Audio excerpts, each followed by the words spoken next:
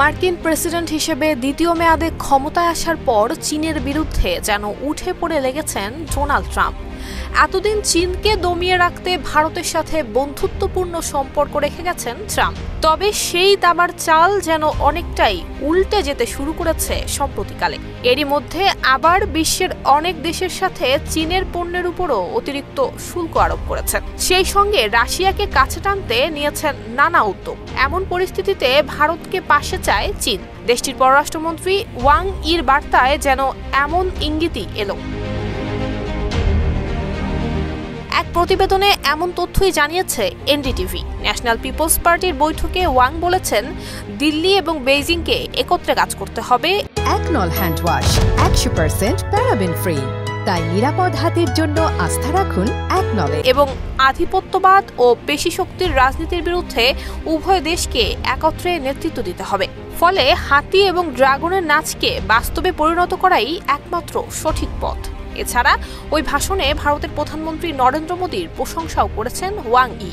তিনি বলেছেন, যদি রাশিয়ার দুই সর্ববৃহৎ অর্থনীতির দেশ এক হয়, তাহলে আন্তর্জাতিক সম্পর্কের দিক থেকে গ্লোবাল সাউথের ভবিষ্যৎ অত্যন্ত উজ্জ্বল। তাছাড়া দুই দেশ অতীতের জটিলতা সমাধান করতে কাজ করছে বলে জানান ওয়াং।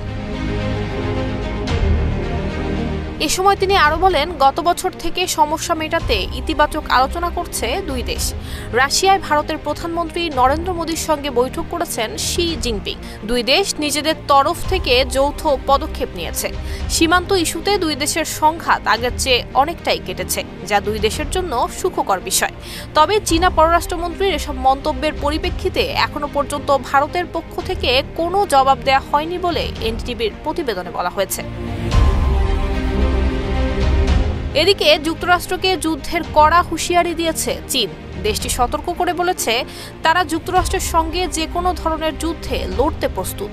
বিবিসির এক প্রতিবেদনে জানানো হয়, মার্কিন প্রেসিডেন্ট ডোনাল্ড ট্রাম্পের ক্রমবর্ধমান বাণিজ্য শুল্কের বিরুদ্ধে পাল্টা আঘাত করার পর যুক্তরাষ্ট্রের উদ্দেশ্যে এই হুঁশিয়ারি দিল বেইজিং। ট্রাম্প সকল ধরনের চীনা পণ্যের উপর আরও শুল্ক চাপানোর পরে বৈশ্বিক অর্থনীতির শীর্ষ এই দুটি দেশ বাণিজ্য যুদ্ধের কাছাকাছি পৌঁছে গেছে বলে মনে করছেন সংশ্লিষ্টরা। ট্রাম্পের সিদ্ধান্তের পর চীন বেশ দ্রুতই মার্কিন কৃষি পণ্যের উপর 10 থেকে 15% শুল্ক আরোপ করে প্রতিশোধ নিয়েছে।